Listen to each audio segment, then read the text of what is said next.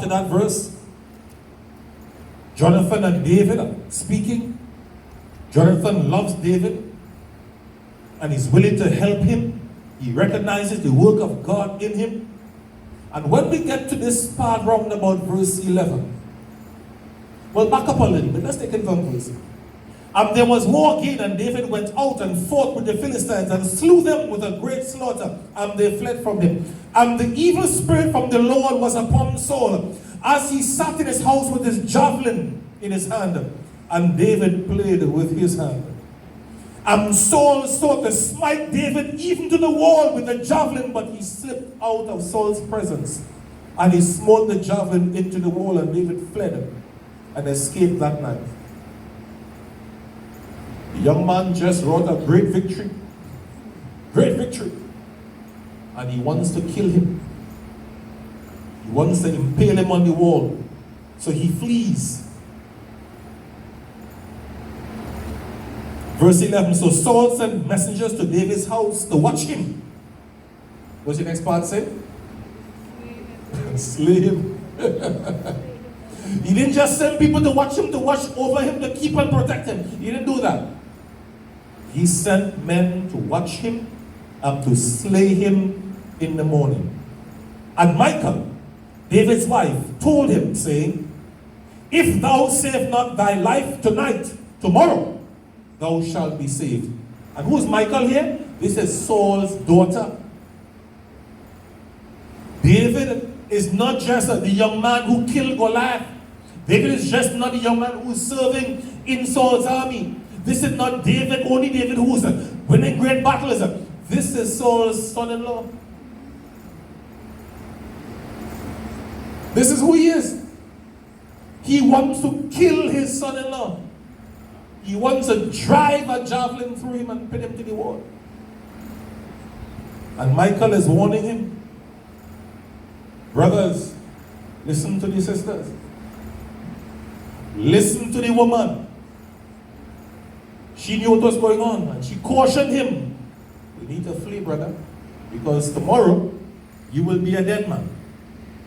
So Michal let David down through a window, and he went and fled and escaped. And Michal took an image and laid it in the bed and put a pillow of goat's hair for his bolster and covered it with cloth. And when Saul sent messengers to take David, she said, he is sick. You know, you've seen it on TV that people climb through the window and they put pillow on thing and cover up and might put a little thing that look like here. Yeah, and then they come and they pull the sheet and not there. Yeah. Or maybe some of you have done that.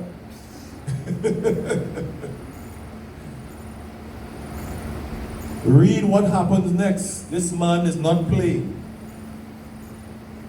And when Saul sent messengers to take David, she said, he is sick.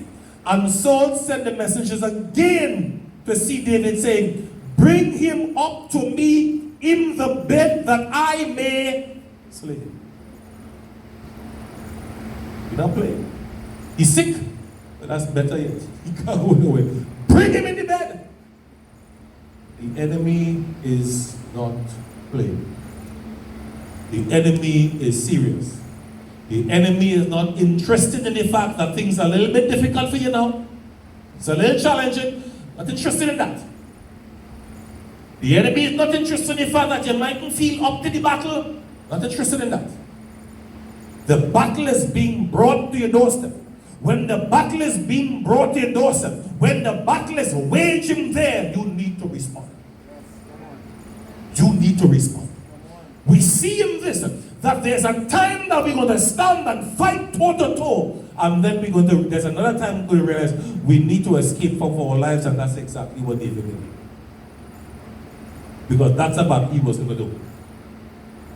It was all well and good when he was with the army and they're facing the Philistines and they're defeating the Philistines. But he doesn't have an army here to use. That's Saul's army.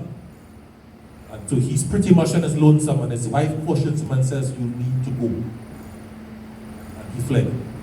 But the enemy was so insistent that even on his sick bed, he said, bring him in his bed that I may kill him. That is how badly Saul wanted David dead. he would have killed him on his sick bed of affliction. He didn't care. Bring him in his bed that I may slay him. The enemy is not playing games. Not playing games. He will slay you however he can. He will get at you wherever he can, through whomever he can, however he can. He is serious. And when the messengers would come in, behold, there was an image in the bed with a pillow of goat's hair for his bolster. Then Saul later chastises his daughter for helping David. But that is her husband. It is her husband. He chastises her for it, but she has helped her husband. Let's take it a notch higher. Come down with me round about verse 19. But let's take it at verse 18. So David fled and escaped and came to Samuel, to Ramah. So let's reverse a little bit. Samuel is a prophet of God, the man of God. Yeah? Samuel is a prophet. This is the man whom God said, go to the Bethlehem, to the house of Jesse. There you will find the man, to paraphrase, who is going to be next king. And Jesse went. So Samuel went to the house of Jesse and prepared and called all Jesse's sons in front of him, and could find none that the Lord would approve of. None. Oh, they were big, and they were soldiers, and they were probably good-looking men. And when Samuel said, surely the Lord's anointed is before me, God said no. And all of them passed, and not one was approved by God. It is not how we look. Folks, we could dress the dress, we could talk the talk, right? Walking the walk is another matter. You could even look like you have the walk. You could even look like that. Yeah? So back in the 90s when Michael Jordan was the thing, everybody in the court all of a sudden, you know, the hunch over, the tongue out, and the knees going together, everybody looking like that. Everybody wearing 23. They want to be like Mike. They're looking like, but not. People could walk, people could look, people could talk, but what is inside of the heart? What is inside of the heart? That is what God saw. None of Jesse's sons passed the test. And he was concerned. But he is sure God talked to him. So, rhetorical question for you. Have you ever been in a situation where God has told you something? You know for sure God said do such and such. And you gone to do such and such. And somehow, but this not looking like this is not what I expect. But you sure, you know that God said to you do such and such, and you simply need to do what God said. So Samuel is looking at all Jesse's sons, and none of them passes the heart test. God approves none. So he then has to ask the seemingly unreasonable question.